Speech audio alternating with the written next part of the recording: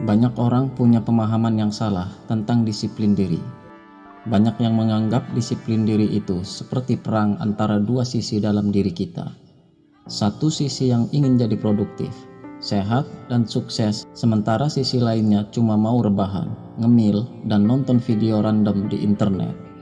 Kalau kamu mikir disiplin itu soal menaklukkan diri sendiri, nggak heran kalau kamu terasa melelahkan. Mengandalkan kemauan keras semata adalah jebakan. Bayangkan kamu dorong tembok setiap hari, lama-lama capek kan?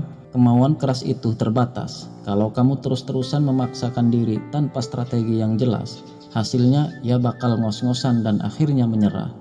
Salah satu kesalahan terbesar adalah menganggap diri sendiri sebagai musuh. Kamu merasa harus beruntung melawan godaan, melawan rasa malas, melawan keinginan untuk bersantai. Padahal semakin kamu melawan, semakin besar perlawanan baliknya. Pernah nggak kamu bilang ke diri sendiri, aku nggak boleh buka media sosial, tapi ujung-ujungnya malah buka dan keasikan? Itu karena otak nggak suka dilarang. Semakin kamu menahan sesuatu, semakin kamu kepikiran. Jadi, gimana cara yang lebih efektif? Bukannya berusaha melawan diri sendiri. Coba kenali diri sendiri. Disiplin bukan tentang menyiksa diri, tapi tentang memahami bagaimana otak dan emosimu bekerja. Lalu mencari cara supaya disiplin terasa lebih ringan. Misalnya, kalau kamu tahu setiap malam selalu tergoda buat scroll HP sampai tengah malam, jangan cuma bilang, aku harus lebih disiplin. Itu nggak akan cukup. Coba buat lingkungan yang mendukung. Taruh HP jauh dari tempat tidur, atau timer untuk aplikasi tertentu, atau ganti kebiasaan malam dengan membaca buku. Kuncinya bukan memaksa diri, tapi menciptakan kondisi yang bikin disiplin jadi lebih mudah. Dengan pendekatan yang benar, disiplin gak akan terasa seperti perang, tapi jadi sesuatu yang mengalir alami dalam hidupmu. Cara membangun disiplin yang benar, kamu mungkin pernah berpikir, aku harus lebih disiplin, lalu berusaha mati-matian menahan godaan hanya untuk menyerah beberapa hari kemudian. Kenapa? Karena kamu mengandalkan kekuatan tekad saja, dan itu gak cukup. Disiplin bukan soal memaksakan diri setiap saat, tapi soal menciptakan sistem yang bikin hidupmu lebih mudah. Coba bayangkan kalau setiap kali lapar, kamu harus bertarung dengan keinginan makan enak yang ada di meja. Capek kan? Nah, daripada terus-terusan menolak godaan, kenapa nggak hilangkan godaannya sekalian? Banyak orang gagal karena mereka nggak mengubah lingkungannya. Kalau kamu mau makan sehat, jangan beli cemilan nggak sehat. Kalau kamu mau baca buku lebih sering, letakkan buku di tempat yang mudah dijangkau, bukan di sudut tersembunyi.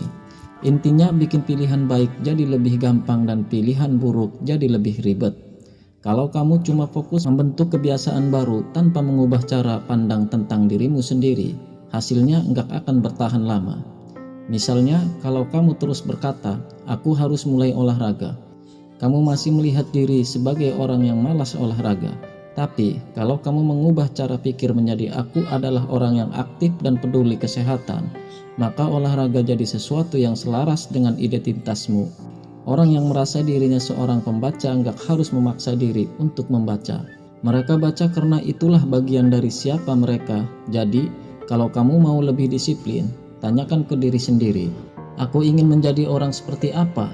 Disiplin bakal selalu terasa seperti beban kalau kamu nggak tahu tujuannya buat apa. Bayangkan kamu lagi mendaki gunung tanpa tahu kenapa kamu mendaki. Pasti melelahkan dan bikin frustasi.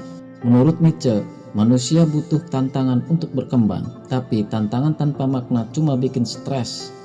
Jadi hubungan disiplinmu dengan sesuatu yang lebih besar, bukan cuma aku harus bekerja keras, tapi aku ingin memberikan kehidupan yang lebih baik untuk keluargaku.